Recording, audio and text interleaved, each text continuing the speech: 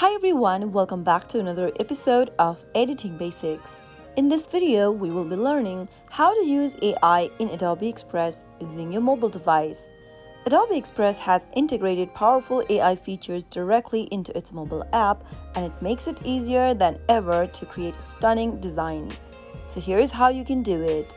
First of all, open up your Adobe Express application. Soon after you launch the app on your mobile phone, go ahead and get to the very top of the screen where you will be able to see the Accelerate Creativity AI option.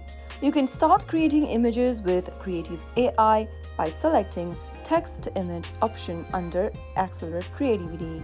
Now describe what you want to create by typing it down in the text box.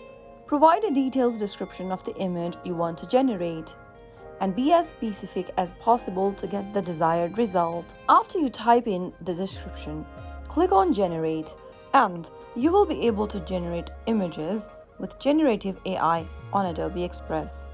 From the results, go ahead and find the one that you prefer or like, and once you pick the result that you'd like to use, you can refine your images by tapping on the tick mark at the bottom right and use the tools provided by Adobe Express at the bottom.